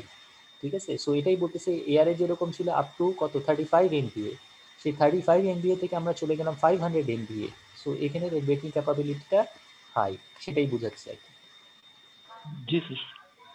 আচ্ছা, এরপরে আসি মিনিমাম অয়েল সার্কিট ব্রেকার। কিভাবে মিনিমাম, যেটা আমরা বলতেছিলাম চেম্বার কি করব, সেপারেট করব। কারণ কি, আমাদের এক জায়গায় আর ফর্ম করলে আমরা চাই যেন এর এফেক্টটা বাকি চেম্বারে না পড়ে। সো প্রথম কাজ হচ্ছে আমাদের 3টা চেম্বারকে সেপারেট করা। সো এটা হচ্ছে গিয়ে একটা মিনিমাম অয়েল সার্কিট ব্রেকারের কনস্ট্রাকশন। একটু খেয়াল করে দেখি কনস্ট্রাকশনটা। এটা হচ্ছে মিনিমাম অয়েল সার্কিট ব্রেকার। এই যে মিনিমাম অয়েল সার্কিট ব্রেকারের জন্য এটা কিন্তু এখানে একটা চেম্বারই, কিন্তু অর্থাৎ এখানে একটা ফেজ। তাহলে ফেজটা কিভাবে কানেক্টেড এটা একটু খেয়াল করি। যে ফেজটা কানেক্টেড হচ্ছে এখানে আমাদের, এটা হচ্ছে আমাদের ইনপুট লাইন। তার মানে এটা হচ্ছে আমাদের ইনপুট। এই যে ইনপুট আসলো, এই রেড কালার দিয়ে যে আই শেপটা দেখতেছো এটা হচ্ছে গিয়ে আমাদের ফিক্সড কন্ট্যাক্ট। আর নিচে উল্টা টি যেটা দেখতেছো এটা হচ্ছে মুভিং কন্ট্যাক্ট। এই মুভিং কন্ট্যাক্টটা উপরের দিকে বা নিচের দিকে মুভমেন্ট হবে। কিভাবে মুভমেন্ট হবে, এর নিচে একটা পিস্টন আছে, এটা ল্যাবের মধ্যে ডিটেলে দেখানো হচ্ছে। এই পিস্টনটাকে যদি আমরা ঠেলে উপরের দিকে উঠাই মোটরের থ্রুতে, তাহলে পিস্টনটা উপরের দিকে মুভ করলে কন্ট্যাক্টটা ক্লোজ হবে। তার মানে আমাদের এইটা হচ্ছে ইনপুট টার্মিনাল, আসলো ফিক্সড কন্ট্যাক্ট হয়ে, মুভিং কন্ট্যাক্ট হয়ে, এটা হচ্ছে কি আমাদের আউটপুট টার্মিনাল। সো এটা হচ্ছে আমাদের সার্কিটটা এভাবে কানেক্টেড হবে। এখন তো সার্কিটটা কি ওপেন না ক্লোজ বলো তো? ওপেন। ওপেন। সো এখন কারেন্ট ফ্লো করবে না, কিন্তু যখন এই পিস্টনটা উপরের দিকে মুভ করবে তখন কন্ট্যাক্টটা কানেক্টেড হয়ে যাবে, তখন আমাদের কিন্তু এই পাত দিয়ে কিন্তু আমাদের কারেন্টটা ফ্লো করবে। সো এই যে এই যে আমাদের যে সার্কিট ব্রেকারটা দেখতে পাচ্ছি, এই সার্কিট ব্রেকারের মধ্যে কিন্তু আবার দুইটা পোর্শন আছে। এই যে উপরে একটা পোর্শন, খেয়াল করে দেখো, উপরে একটা পোর্শন আছে এবং নিচে আর একটা পোর্শন আছে। এই দুইটা পোর্শন কিন্তু আলাদা। উপরের যে চেম্বারটা এটাকে আমরা বলি circuit breaker chamber. Circuit breaker chamber মানে যে জায়গায় সার্কিটটা ওপেন বা ক্লোজ হবে, এই চেম্বারটাকে আমরা বলি সার্কিট ব্রেকার চেম্বার। তার মানে এই উপরের যে চেম্বারটা দেখতেছি আমরা, এই উপরের চেম্বারটাকে আমরা বলতেছি সার্কিট ব্রেকার চেম্বার, এই যে উপরের চেম্বার। আর নিচের যে গ্রিন কালার দিয়ে যে বক্সটা রাখলাম আমরা, সেটা হচ্ছে গিয়ে সাপোর্টিং চেম্বার। এই সাপোর্টিং চেম্বারের মধ্যে থাকবে এই মুভিং কন্ট্যাক্টের পিস্টনটা। সো এই দুইটা চেম্বারের অয়েলটা সেপারেটেড, অর্থাৎ একটার অয়েল আরেকটা অয়েলের সাথে মিক্স আপ হবে না। উপরের চেম্বারের অয়েল আলাদা, নিচের চেম্বারের অয়েল আলাদা। সো আলাদা করার কারণে আমাদের অয়েলের পরিমাণ কিন্তু আরও কমে যাচ্ছে। ঠিক আছে, তার মানে আমরা কি করলাম, সেপারেট চেম্বার করলাম, সেপারেট চেম্বারকেও আবার দুইটা ভাগে ভাগ করলাম। একটা কি সাপোর্টিং চেম্বার, আর একটা হচ্ছে সার্কিট ব্রেকার চেম্বার। সাপোর্টিং চেম্বারের মধ্যে থাকবে পিস্টনটা, যেটার মুভমেন্টের কারণে সার্কিটটা ক্লোজ বা ওপেন হবে। আর সার্কিট ব্রেকার চেম্বারের মধ্যে থাকবে মুভিং কন্ট্যাক্ট, ফিক্স কন্ট্যাক্ট এবং arc extinction device. Arc extinction device মানে এখানে আর্কিং হর্ন আছে, এখানে খেয়াল করে দেখো আর্কিং হর্ন এটাকে আমরা বলি, যেটা আমরা আর্ক এক্সটিংশন চেম্বার বলি, এটা হচ্ছে এখানে আর্কিং হর্ন। সো এখানে দেখো একটু প্রত্যেকটা কম্পোনেন্ট। এটা হচ্ছে উপরে একটা টপ চেম্বার যেটাকে আমরা বলি সার্কিট ব্রেকার চেম্বার, আর এখানে একটা গ্যাস ভেন্ট থাকবে, যেটা বললাম যে যখন এখানে হাইড্রোজেন গ্যাস ক্রিয়েট হবে, যেহেতু অয়েলের মধ্যে আর্ক ফর্ম করলে হাইড্রোজেন গ্যাস জেনারেট করে, সেই গ্যাসটাকে বের করে নিয়ে আসতে হবে, না হলে তো এটা ব্লাস্ট করবে প্রেশারের কারণে। সো এটা হচ্ছে কি সেই সিটিটা বা মানে যে আমাদের যে প্রেশার কুকারে যে সিটিটা থাকে সেরকম একটা ভেন্ট থাকবে এখানে। সেই ভেন্টের মাধ্যমে, এটা স্প্রিং অপারেটেড ভেন্ট, যখন প্রেশার পড়বে তখন আমাদের গ্যাসটা রিলিজ হয়ে যাবে। এখানে অয়েল লেভেল দেখাচ্ছে। এরপরে নিচেটা হচ্ছে গিয়ে আপার টার্মিনাল, এরপরে এটা হচ্ছে ফিক্সড কন্টাক্ট, এটা হচ্ছে আর্ক এক্সটেনশন ডিভাইস, এটা হচ্ছে মুভিং কন্টাক্ট, আর এটা হচ্ছে আউটপুট টার্মিনাল। আর এটা হচ্ছে কি আমাদের মুভিং কন্টাক্টের সাথে এটা হচ্ছে কি আমাদের পিস্টন, আর এটাকে আমরা বলতেছি সাপোর্টিং চেম্বার। আর এখানে একটা ড্রেইন থাকবে। ড্রেইন থাকবে কি কারণে? কারণ আমাদের অয়েলটাকে রিপ্লেস করার সময় জন্য আমাদের কি করতে হবে, এই অয়েলটাকে বের করে নিয়ে আসতে হবে। বের করার জন্য এখানে ড্রেইন থাকবে, যে ড্রেইন ভালভের মাধ্যমে আমরা অয়েলটাকে বের করে নিয়ে এসে আবার এটাকে রিপ্লেস করতে পারবো। যেহেতু এখানে দুইটা চেম্বার আছে এবং দুইটা চেম্বারের অয়েলটা মিক্স করা না, সো এই জন্য আমাদের ড্রেইন ভালভ থাকবে দুইটা। উপরে চেম্বারের অয়েলটাকে রিপ্লেস করার জন্য উপরে একটা ড্রেইন ভালভ থাকবে, নিচে চেম্বারের অয়েলটাকে রিপ্লেস করার জন্য নিচে একটা ড্রেইন ভালভ থাকবে। সো এখন আমরা বুঝতে পারলাম যে উপরের চেম্বারের অয়েল আলাদা, নিচের চেম্বারের অয়েল আলাদা। তাহলে নিচের চেম্বারে অয়েলটা কেন ইউজ করা হয়? নিচের চেম্বারে অয়েলটা ইউজ করা হয় হচ্ছে ফ্রিকশন লস কমানোর জন্য। আমরা জানি যে এয়ার যদি থাকে তাহলে এখানে ফ্রিকশন হবে, ফ্রিকশন হলে আমাদের টেম্পারেচারটা বাড়বে। সো যা বাড়লে আমাদের এই যে ইন্টারাপশন পয়েন্টে হিট জেনারেট করবে, সো হিটটাকে রিডিউস করার জন্য আমাদের নিচে অয়েল ইউজ করা হয়। এই পিস্টনটা জানে আমার পিস্টনটার মুভমেন্টে যেন কোনো ফ্রিকশন না হয়। আর উপরে চেম্বারে অয়েলটা ইউজ করা হয় কেন? কারণ এই আর্কটাকে ইন্টারাপশনের জন্য, আর্কটা যেখানে জেনারেট করবে এই আর্কটাকে ইন্টারাপশনের জন্য আমাদের নিচের চেম্বারে উপরের চেম্বারে অয়েল ইউজ করা হয়। সো এখানে আমরা এই যে যে কথাগুলো আমরা বললাম, এই কথাগুলো এখানে লেখা আছে। আমাদের এখানে দুইটা চেম্বার থাকবে, দুইটা চেম্বারের কাজ কি? উপরে চেম্বারের কাজ হচ্ছে আর্কটাকে ইন্টারাপশন করা, নিচের চেম্বারের কাজ হচ্ছে গিয়ে আমাদের মুভমেন্টের সময় যেন কোনো ফ্রিকশন না হয়, এই ফ্রিকশন লসটাকে কমানোর জন্য আমাদের নিচের চেম্বারটা ইউজ করা। এই পর্যন্ত কারো কোনো কনফিউশন আছে কিনা দেখুন। স্যার আমরা অয়েল ইউজ করতেছি যেহেতু, আবার ওই আর্ক হর্নটা কেন প্রয়োজন হচ্ছে আমাদের? আমি তো বললাম যে এটারও তো একটা ইনসুলেশন লেভেল আছে। আমরা আর্কটাকে কমানোর জন্যই চেষ্টা করতেছি, ঠিক আছে, কিন্তু এরও তো একটা ইনসুলেশন লেভেল আছে। সো এই ইনসুলেশনের থেকে যদি বেশি হয় তাহলে আর্ক জেনারেট করবে। সো যদিও আমরা প্রডিউস করতেছি যেমন 12 কেভি লাইন পর্যন্তই আমরা এই সার্কিট ব্রেকার ইউজ করব, তারপরে তো আর্ক ফর্মেশন হতে পারে, ঠিক আছে। সো এই আর্কটা যাতে না হয় এ কারণেই আমাদের এই সার্কিট ব্রেকারের মানে অয়েলটা ইউজ করা হয় এবং এই মেকানিজমগুলো এত কিছু রাখা হয়। বোঝা গেছে? জি স্যার। আচ্ছা, এই পর্যন্ত কারো কোনো কনফিউশন আছে? আচ্ছা, যদি থাকেও তাহলে এর পরের অপারেশনে আমরা ডিটেলে এটা ক্লিয়ার হয়ে যাবে। খেয়াল করো এখন কি অবস্থায় আছে সার্কিট ব্রেকারটা, ওপেন না ক্লোজ? ওপেন অবস্থায় আছে, যেহেতু এখানে এখানে দেখো এটা ফিক্সড কন্ট্যাক্ট আর মুভিং কন্ট্যাক্টটা কি এখন ওপেন। এখন সার্কিট ব্রেকারটা ক্লোজ না ওপেন? Sir close. ক্লোজ, এই যে দেখো ওপেন ক্লোজ হচ্ছে, ঠিক আছে। সো পিস্টনের মুভমেন্টটা দেখো, নিচে দেখো এই পিস্টনটা কিন্তু ঠেলে উপরের দিকে উঠাই দিচ্ছে, যখন ঠেলে উপরের দিকে উঠে যাবে তখন কিন্তু এটা সার্কিটটা ক্লোজ হয়ে যাবে, নিচের দিকে আসলে ওপেন হয়ে যাবে, ঠিক আছে। সো যেই ওপেন হবে সাথে সাথে কি হবে, সেখানে আর্ক ফর্মেশন হবে। এই যে আর্ক যে ফর্মেশন হলো, এখানে আমাদের এই আর্ক এখানে কিন্তু এখানে একটা হর্ন আছে, আর্কিং হর্ন। এটা একটা কন্ডাক্টিং মেটেরিয়ালস, তার মানে এটা কারেন্ট কন্ডাক্ট করে, ঠিক আছে। যখন এখানে আর্ক ফর্ম করবে তখন আর্কটা কি হয়ে যাবে, এই যে কন্ডাক্টিং মেটেরিয়ালসের মধ্যে স্প্লিট হয়ে যাবে, দুইটা ভাগে ভাগ হয়ে গেল, এখানে একটা ভাগ হয়ে গেল, এখানে একটা ভাগ। তার মানে যত ভাগ তত রেজিস্ট্যান্স বেশি, যত রেজিস্ট্যান্স বেশি তত কারেন্ট কম। আর এখানে আর্ক যখন ফর্ম করলো তখন এখানে কি হবে, এই যে এই জায়গাটায় আমাদের হাইড্রোজেন গ্যাস ক্রিয়েট হবে। এই হাইড্রোজেন গ্যাসটা কি করবে, এখানে প্রেশার ক্রিয়েট করবে, যার ফলে সে আর্কটাকে ডেভেলপ করতে বাধা দিবে, যার ফলে আর্কটা এক্সটিংশন হয়ে যাবে। বুঝতে পারছো অপারেশনটা? জি স্যার। ঠিক আছে, এটা সিম্পল অপারেশন। এটা আর অয়েল সার্কিট ব্রেকারের অপারেশন এক্স্যাক্টলি সেম। ডিফারেন্স হচ্ছে এটার জন্য সেপারেট চেম্বার, আর সেপারেট চেম্বারের পরেও এখানে আবার দুইটা চেম্বারে এটাকে ভাগ করা হয়েছে যাতে করে অয়েলের পরিমাণটা কমে যায়। এবং এখানে একটা আর্ক এক্সটেনশন ডিভাইস আছে, যার আর্ক এক্সটেনশন ডিভাইসের মাধ্যমে আমরা আর্কের লেন্থটাকে বাড়ালাম। কিভাবে বাড়ালাম, এই যে দেখো এখানে দুইটা ভাগে ভাগ হয়ে গেল। আগে ছিল একটা জায়গায় কনসেন্ট্রেট করতো, এক জায়গায় যদি কনসেন্ট্রেশন হয় তাহলে আমাদের হিটটা বেশি ডেভেলপ করবে। সো আর্কটাকে স্প্লিট করে ফেললাম, ভাগ করে ফেললাম, তার মানে আমাদের কনসেন্ট্রেশনটা ডিভাইডেড হয়ে গেল, যার ফলে হিটটা অর্ধেক হয়ে গেল এবং আমার আর্ক হাইড্রোজেন বাবল ক্রিয়েট হলো এবং আর্কটা ইন্টারাপশন কমপ্লিট হয়ে গেল। অপারেশন বোঝা গেছে?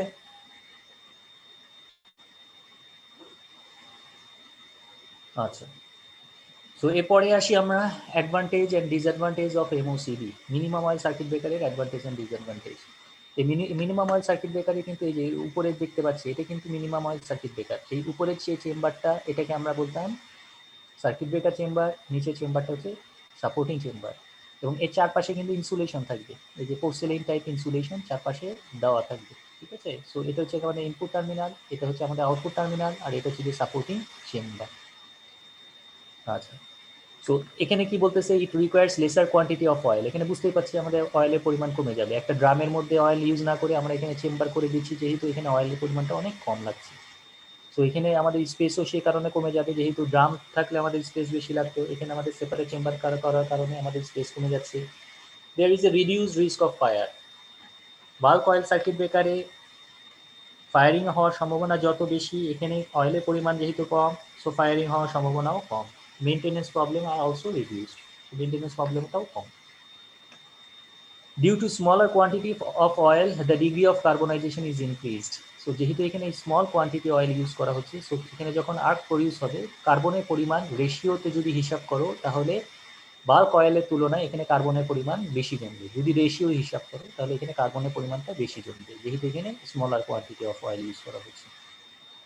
There is a difficult of removing the gas from the contact space in time. আমরা কি বললাম, এখানে একটা গ্যাস ভেন্ট থাকে, যেটা কি করে প্রেশার ক্রিয়েট করলে গ্যাস ভেন্টটা ওপেন হয়ে যায়, গ্যাস ভেন্ট ওপেন হয়ে গেলে গ্যাসটা রিলিজ হয়ে যায়, কিন্তু এটা ইনস্ট্যান্ট অপারেশন না, এটা প্রেশারের উপরে ডিপেন্ড করে, যত বেশি প্রেশার ক্রিয়েট হবে তত বেশি এটা ওপেন হবে।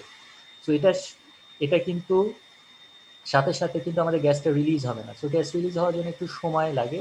সেজন্য এটা বলতেছে আমাদের যে there is a difficulties of removing the gas from the contact space in time. সময় মতো এটাকে রিডিউস করাটা একটু difficult. The dielectric strength of oil deteriorates rapidly due to the high degree of carbonization. So যেহেতু এখানে কার্বনের পরিমাণ বেশি জমতেছে, সেজন্য এর ডাইলেকট্রিক স্ট্রেংথটা কি হবে, কমে যাওয়ার একটা পসিবিলিটিস থাকে, কারণ কার্বন যত বেশি হবে তার ইনসুলেশন স্ট্রেংথটাও তত কমে যাবে। সো এই পয়েন্টগুলোতে কারো কোনো প্রবলেম আছে কিনা দেখো, এ পর্যন্ত কারো কোনো প্রবলেম আছে কিনা দেখো।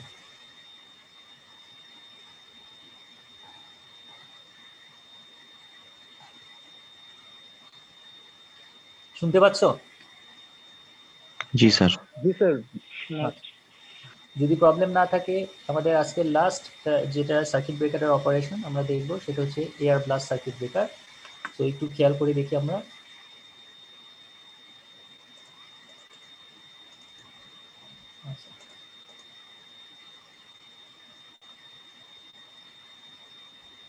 আচ্ছা, air blast circuit breaker. Air blast circuit ব্রেকারে আমরা কি বলেছিলাম, high pressure compressed air pass করতে হবে। হাই প্রেশার এয়ার সার্কিট ব্রেকারের সাথে এটা ডিফারেন্সটা কি, এয়ার সার্কিট ব্রেকারে কন্ট্যাক্টটা ওপেন বা ক্লোজ হতো নর্মাল অ্যাটমসফেরিক এয়ারের মাঝখানে, বাট এয়ার ব্লাস্ট সার্কিট ব্রেকারে আমরা কি করব, এই যে নর্মাল অ্যাটমসফেরিক এয়ারটা আছে এটাকে প্রেশারাইজ করব। প্রেশারাইজ করার জন্য কি লাগবে, একটা কম্প্রেসার লাগবে। এই কম্প্রেসার দিয়ে আমরা এটাকে প্রেশারাইজ করব। প্রেশারাইজ করার পরে সেটাকে কি করব, আমরা এই প্রেশারটাকে রিলিজ করব কখন, যখন আমাদের ফল্ট হবে। ফল্ট হলে কি হবে, মুভিং কন্ট্যাক্ট ফিক্স কন্ট্যাক্ট থেকে ওপেন হয়ে যাবে, যেই ওপেন হবে সেখানে আর্ক বিল্ড আপ করবে। এই যে আর্কটা বিল্ড আপ করতেছে মুভিং কন্ট্যাক্ট এবং ফিক্স কন্ট্যাক্টের মাঝখানে, সেই মাঝখান দিয়ে আমাদের কি করতে হবে, এই হাই প্রেশারাইজড কম্প্রেসড এয়ারটাকে পাস করতে হবে। যার ফলে কি হবে, আমাদের এই প্রেশারের পরিমাণটা কি পরিমাণ প্রেশার থাকে সেটা যদি আমরা বলি, তাহলে আমরা দেখতে পাচ্ছি এখানে যে আমাদের এখানে প্রেশারের পরিমাণ থাকবে 20 to 30 KG per centimetre square. যেখানে আমরা দেখতে পাচ্ছি যে প্রেশারের পরিমাণ আমাদের হবে 20 to 30 KG per centimetre square. আমরা এখানে দেখতে পাচ্ছি যে এখানে কিন্তু খুবই প্রেশারের পরিমাণ কিন্তু হিউজ প্রেশার। সেন্টিমিটার স্কোয়ার মানে বুঝতে পারতেছি যে খুবই স্মল গ্যাপ। এই স্মল গ্যাপের মধ্যে প্রেশারটা দেখো যে কি পরিমাণে হিউজ প্রেশার দেওয়া হয়। সো এই হিউজ প্রেশারে দেওয়ার কারণে আমাদের আর্কটা কিন্তু খুব দ্রুত এক্সটিংশন হয়ে যাবে, এবং সাথে সাথে কি হচ্ছে, এই হাই প্রেশার অফ এয়ারের কারণে আমাদের আর্কটা কুল ডাউনও হয়ে যাচ্ছে, যার ফলে এটাকে আমরা আপ টু 400 কেভি লাইন পর্যন্ত কিন্তু ইউজ করতে পারি, 400,000 ভোল্ট লাইন পর্যন্ত কিন্তু এটা ইউজ করতে পারি। তো তার মানে আমাদের এখানে কি কি কম্পোনেন্ট লাগবে আমরা যদি একটু দেখি, এটা যদি ডিসক্রাইব করি, এটা হচ্ছে কি আমাদের এয়ার ব্লাস্ট সার্কিট ব্রেকারের কনস্ট্রাকশন কনস্ট্রাকশন পিকচারটা। সো আমাদের ইনপুট লাইনটা আমরা একটু দেখি, ইনপুট লাইনটা কিভাবে আসতেছে। এটা হচ্ছে কি আমাদের ইনপুট, এই যে ইনপুট আসতেছে, এটা হচ্ছে কি আমাদের আউটপুট। তার মানে আমাদের যে ইনপুটটা কিভাবে কানেক্টেড সেটা আমরা দেখি একটু। সো এখানে আমাদের এই একটা এখানে একটা ব্রেক পয়েন্ট থাকবে, এখানে একটা ব্রেক পয়েন্ট, আচ্ছা এখানে একটা ব্রেক পয়েন্ট থাকবে, এখানে একটা ব্রেক পয়েন্ট, আর এখানে একটা ব্রেক পয়েন্ট। সো এখানে তিনটা ব্রেক পয়েন্ট, তার মানে আমার ইনপুটটা আসলো, খেয়াল করে দেখো ইনপুটটা আসলো, ইনপুটটা এসে প্রথমে একটা ব্রেক পয়েন্ট, তারপরে এটার সাথে আরেকটা ব্রেক পয়েন্ট, কিভাবে কানেক্টেড, সিরিজে না প্যারালালি? সিরিজে সিরিজ।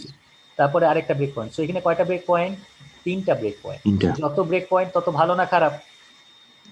ভালো স্যার। ভালো। সো এখানে 3 গুণ লেন্থ বেড়ে গেল, তাই না? 3 গুণ লেন্থ, আর্কের লেন্থটা বেড়ে গেল 3 গুণ।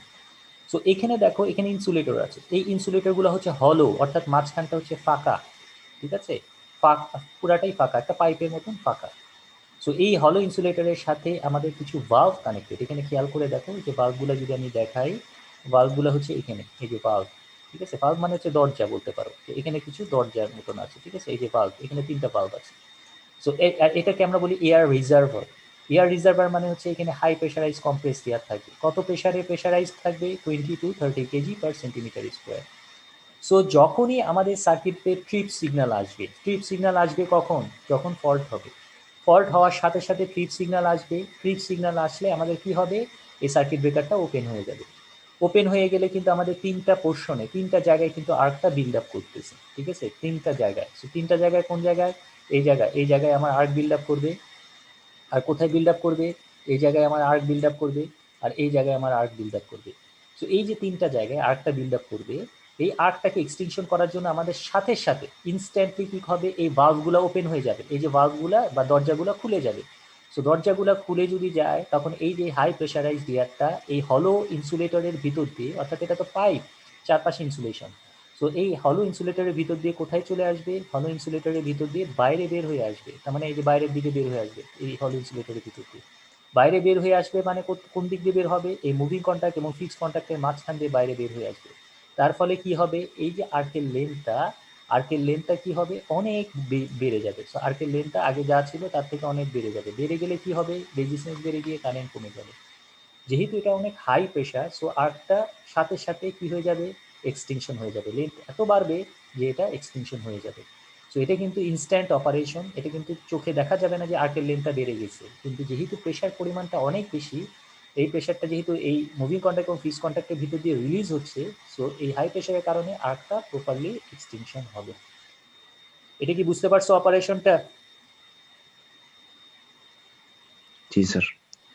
ভালভগুলো ওপেন হবে কখন? কোন সিগন্যাল আসছে? ফল্টের পরে স্যার। ফল্টের পরে, তার মানে এটা সিনক্রোনাইজ অবস্থায় থাকতে হবে, সিনক্রোনাইজ করতে হবে। তার মানে ফল্ট যেই হবে, ট্রিপ সিগন্যাল যেই ইস্যু হবে, ট্রিপ সিগন্যাল ইস্যু হলে সার্কিট ব্রেকার ওপেন হবে, সাথে সাথে ভালভগুলা ওপেন হবে। তার মানে দুইটা জায়গায় তার সিগন্যালটা যাবে, একটা হচ্ছে সার্কিট ব্রেকার ওপেন করার জন্য একটা সিগন্যাল আসবে, আরেকটা হচ্ছে ভালভটাকে ওপেন করার জন্য একটা সিগন্যাল আসবে। সো এই ভালভটা যদি ওপেন হয়ে যাবে এই হাই প্রেশারের কারণে, আমাদের কন্ট্যাক্টের ভিতর দিয়ে এই হাই প্রেশারাইজ এয়ারটা বের হয়ে আসবে, বের হয়ে আসলে আমাদের আর্কের লেন্থ বেড়ে গিয়ে, রেজিস্ট্যান্স বেড়ে গিয়ে কারেন্ট কমে যাবে এবং আর্কটা কুল ডাউনও হয়ে যাবে এই হাই প্রেশারের কারণে। বুঝতে পারছো এটা অপারেশনটা? আচ্ছা, সো এই জিনিসগুলো এখানে ডিটেইলে বলা আছে, এই জিনিসগুলো তোমরা একটু চেক করে নিও। আমি কনস্ট্রাকশনটা আবার একটু দেখাই, ফিজিক্যাল কনস্ট্রাকশনটা। এটা হচ্ছে কি আমাদের সেই এয়ার রিজার্ভার, আর এখানে আমরা দেখতে পাচ্ছি একটা বাল্ব। এই বাল্বের সাথে এখানে অপারেটিং মেকানিজম, অর্থাৎ বাল্বটাকে ওপেন বা ক্লোজ করার জন্য। সো বাল্বটা যখন হেলদি অবস্থায় থাকবে তখন এটা ক্লোজ থাকবে, সো গ্যাসটা রিলিজ হতে পারবে না। সো গ্যাসটা কিন্তু রিলিজ হতে পারবে না, এখন রিলিজ হতে পারবে না কারণ এই জায়গায় বাল্বটা দিয়ে আটকানো আছে। আর এটা হচ্ছে হলো ইনসুলেটর, আর এটা হচ্ছে কি আমাদের এই জায়গাটা হচ্ছে কি আমাদের ফিক্সড কন্ট্যাক্ট, আর এই পাশে হচ্ছে কি আমাদের মুভিং কন্ট্যাক্ট, আর মুভিং কন্ট্যাক্টের সাথে আমরা জানি একটা স্প্রিং কানেক্টেড থাকে। সো এটা হচ্ছে কি সেই স্প্রিং। সো যেই আমাদের এই ভালভটা খুলে যাবে, অর্থাৎ ট্রিপ কন্ডিশন যখন অ্যারাইজ করবে, ট্রিপ কন্ডিশন অ্যারাইজ করার সাথে সাথে আমাদের কিন্তু আমাদের এই যে এই হাই প্রেশারাইজ কমপ্লেক্স এয়ারটা এই হলো ইনসুলেটরের ভিতর দিয়ে কিন্তু এই পাশে চলে আসবে। এই চলে আসলে সে কি করবে? এই মুভিং কন্ট্যাক্টকে পুশ করবে। মুভিং কন্ট্যাক্টকে পুশ করলে স্প্রিং এর টেনশনের কারণে, রেস্টেনিং ফোর্সের কারণে এটা মুভিং কন্ট্যাক্টটা দূরে সরে যাবে। আর এখানে আমরা দেখতে পাচ্ছি একটা এক্সস্টেড ভালভ আছে এবং নজল আছে, যার ফলে আমাদের এই যে এয়ারটা আমাদের বাইরে চলে আসবে। বাইরে চলে আসবে মানে কি? বাইরে চলে আসলে আমাদের কি হবে? আর্কের লেন্থটা বেড়ে যাবে, লেন্থ বেড়ে গিয়ে রেজিস্ট্যান্স বেড়ে গিয়ে কারেন্ট ইন্টারাপশন কমপ্লিট হয়ে যাবে। আর এই পাশে আছে কি, এই পাশে আমাদের একটা আইসোলেটর আছে। আমরা জানি যে সার্কিট ব্রেকারের সাথে আমাদের কি কানেক্টেড থাকে, আইসোলেটর কানেক্টেড থাকে। সো এটা আইসোলেটর থাকে, এটা মেনটেনেন্স পারপাসে ইউজ করবো। এটা হচ্ছে কি আইসোলেটর। এর চারপাশে কিন্তু কোনো আর্ক এক্সটেনশন মেকানিজম নাই। আর এখানে আমরা হাই প্রেশার দিয়ে আমরা আর্কটাকে ইন্টারাপশন করছি। এই কনস্ট্রাকশনে কারো কোনো প্রবলেম আছে কিনা দেখো, কোনো জায়গায় বুঝো নাই এরকম আছে কিনা দেখো। স্যার ওই স্প্রিং এর ওই জায়গাটা স্যার যদি আরেকবার একটু বলতেন স্যার। আচ্ছা, এটাকে আমরা বলি, আমাদের দুইভাবে সার্কিট ব্রেকার ওপেন করা যায়। একটা হচ্ছে কি স্প্রিং এর থ্রুতে, আরেকটা হচ্ছে হাই প্রেশার এয়ারের মাধ্যমে। সো যখন আমাদের সার্কিট ব্রেকারে আমরা জানি সার্কিট ব্রেকারকে যখন মুভিং কন্ট্যাক্টটা যখন ফিক্সড কন্ট্যাক্টের সাথে কানেক্টেড থাকতে রাখার দরকার হয়, অর্থাৎ যখন ক্লোজ পজিশন, তখন এই মুভিং কন্ট্যাক্টটাকে ফিক্সড কন্ট্যাক্টের সাথে কানেক্টেড রাখার জন্য এর পিছনে আবার কি লাগে, আবার একটা স্প্রিং থাকে। এই স্প্রিংটা কিসের জন্য? রেস্টেনিং ফোর্স ক্রিয়েট করার জন্য, অর্থাৎ সার্কিট ব্রেকার যেই ওপেন হবে যেন ইনস্ট্যান্টলি সেটা ওপেন করে দিতে পারে। সো মুভিং কন্ট্যাক্টকে ফিক্সড কন্ট্যাক্টের সাথে কানেক্টেড রাখার জন্য আমাদের কি লাগবে? একটা মেকানিক্যাল সাপোর্ট লাগবে। আমরা বলেছিলাম মিনিয়েচার সার্কিট ব্রেকারের ভিতরেও যেরকম থাকে একটা মেকানিক্যাল সাপোর্ট থাকে। এখন সাপোর্টটাকে যদি আমরা সরাই দিতে পারি হাই প্রেশারের মাধ্যমে, হাই প্রেশার অফ এয়ারের মাধ্যমে, তাহলে স্প্রিংটা কি করবে? তার রেস্টেনিং ফোর্সের কারণে মুভিং কন্ট্যাক্টটাকে ফিক্সড কন্ট্যাক্টের থেকে দূরে নিয়ে যাবে। এটা কি বুঝতে পারছো? জি স্যার। আচ্ছা, আমি আমি যদি একটু ড্র করার চেষ্টা করি, আমি জানি না এখানে কতটুকু ড্র করতে পারবো আমি। এই যে এখানে এটা ধরো আমাদের মুভিং কন্ট্যাক্ট, আর এখানে কি থাকবে আমাদের কানেক্টেড? এখানে আমাদের কানেক্টেড থাকবে স্প্রিংটা, ঠিক আছে? এই যে এখানে স্প্রিংটা কানেক্টেড থাকবে, ঠিক আছে? সো এই স্প্রিংটা যখন সার্কিটটা যখন ক্লোজ থাকবে তখন স্প্রিংয়ের টেনশনটা কি থাকবে? বেশি থাকবে। আর ক্লোজ রাখার জন্য এখানে আমাদের কি থাকে? একটা মেকানিক্যাল সাপোর্ট লাগে। এখন এই যে সাপোর্টটা, এই সাপোর্টটাকে যদি আমরা আনল্যাচ করে দিতে পারি, কিভাবে আনল্যাচ করব? এই হাই প্রেশার অফ এয়ারের দিয়ে যদি আমরা এটাকে আনল্যাচ করতে পারি, তাহলে আমাদের কি হবে? এই স্প্রিং, এই মুভিং কন্ট্যাক্টটা ফিক্সড কন্ট্যাক্টের সাথে আর কানেক্টেড থাকবে না, এবং স্প্রিং এর রেস্টেনিং ফোর্সের কারণে আমাদের কন্ট্যাক্টটা কি হয়ে যাবে? ওপেন হয়ে যাবে, ঠিক আছে? সো সেটাই আমরা এখানে দেখাচ্ছি আর কি। এটা কি বুঝতে পারছো? জি স্যার। আচ্ছা, তো এ পর্যন্ত কারো কোনো কনফিউশন আছে? নাই। তো আজকে এই পর্যন্তই আমাদের ক্লাস ছিল। আমি আজকে ওই সেকশনে ডিক্লেয়ার যদিও করিনি, এই সেকশনে আমি বলে দিচ্ছি এ পর্যন্ত হচ্ছে গিয়ে তোমাদের ফার্স্ট কুইজের সিলেবাস, ঠিক আছে?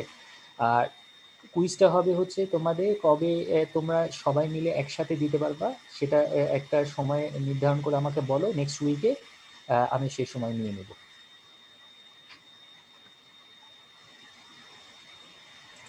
আচ্ছা, তো ঠিক আছে, আজকে এ পর্যন্তই থাক। তোমরা আমাকে একটু মেসেজ করে পাঠাই দিও সবাই কবে কুইজটা দিতে পারবে।